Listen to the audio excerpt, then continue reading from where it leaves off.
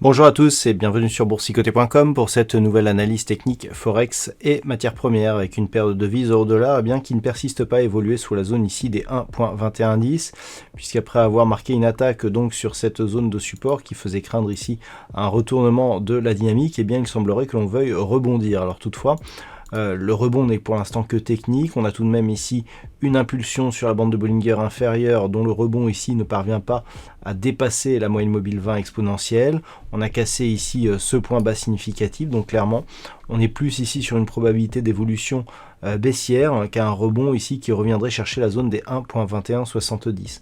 Donc il va falloir surveiller ici cette zone des 1.2110. Si le rebond technique ici se limite à monter sur ces niveaux et à repartir à la baisse, on sera bien sur un changement de tendance. Et si tel était le cas, on aura un signal ici de retournement, puisqu'après cette phase ici de neutralisation, le fait de casser et de confirmer la cassure donc de cette zone des 1.2110 donnerait un premier objectif de retour ici sur la zone des 1.20.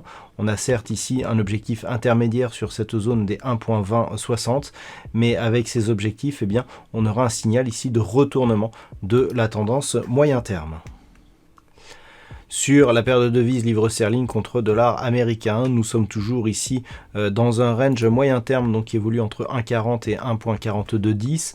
D'un point de vue un peu plus court terme, on est en train de casser ici la zone des 1,41. Cette zone que je vous matérialise, voilà, elle a été testée à plusieurs reprises.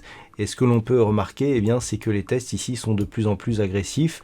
On évolue encore ici au-dessus de cette zone, quoi qu'on est à la limite.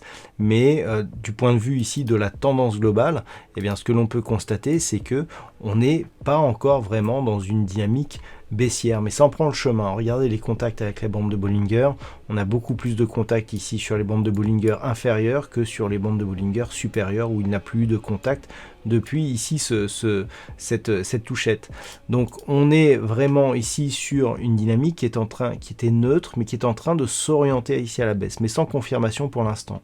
On aura un fort signal de retournement si les cours de la paire de devises livre sterling contre dollar américain cassaient à la baisse ici cette zone des 1.40.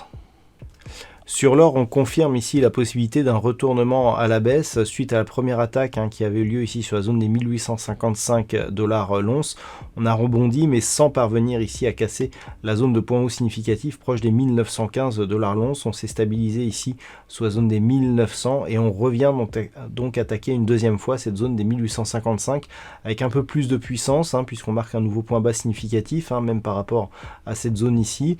Donc clairement, si on élargit un petit peu la vue, on voit ici que l'on est sur une belle dynamique haussière qui se stabilise et on multiplie ici les attaques sur la zone de support.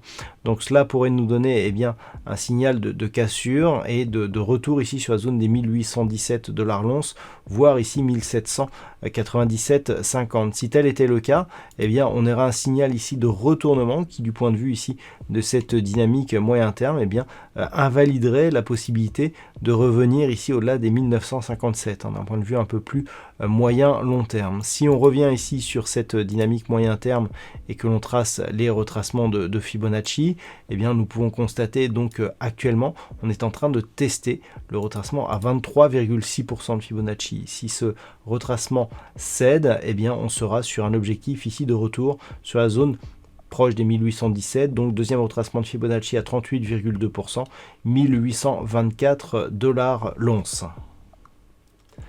Et puis enfin sur le WTI, nous sommes toujours ici sur la poursuite d'un signal haussier avec toujours des forts contacts ici sur la bande de Bollinger supérieure. Depuis la rupture ici des 66,50, on est vraiment ici sur une projection assez rectiligne de la dynamique haussière. À surveiller donc les attaques ici sur la moyenne mobile 20 exponentielle. Vous voyez que la dernière attaque ici était presque venue chercher ici la bande de Bollinger inférieure, mais il n'y avait pas eu contact. On était vite remonté ici. Depuis, on a validé valider ici cette moyenne mobile comme support, et tant que ce sera le cas, eh bien on validera une poursuite du mouvement haussier. Attention toutefois, nous avons une configuration qui change ici au niveau des histogrammes du MACD. On n'est pas encore en divergence baissière sur le RSI, mais on a du mal ici à rentrer dans la zone de surachat. Donc attention ici, nous avons un test qui est assez intéressant, puisque lorsque l'on détaille un petit peu, 70.40 qui est la zone à côté de laquelle évolue ici la moyenne mobile 20 exponentielle, et quasiment ici la zone de résistance que nous avions sur cette phase là. Donc si on venait à casser cette zone, on casserait la résistance, on casserait la moyenne mobile, on aura un signal assez intéressant. Donc ce niveau intermédiaire des 70.40 sera à surveiller prochainement, et donc notamment dès demain, si on reste ici dans la nuit au-dessus de ces niveaux. Si on venait à casser cette zone, eh bien on pourra avoir ici un signal de sortie de cette dynamique haussière. Voilà donc ce que l'on peut dire sur cette analyse technique Forex et matières premières. Je vous souhaite une bonne soirée et on se retrouve dès demain pour d'autres analyses techniques, toujours sur le site boursicoté.com.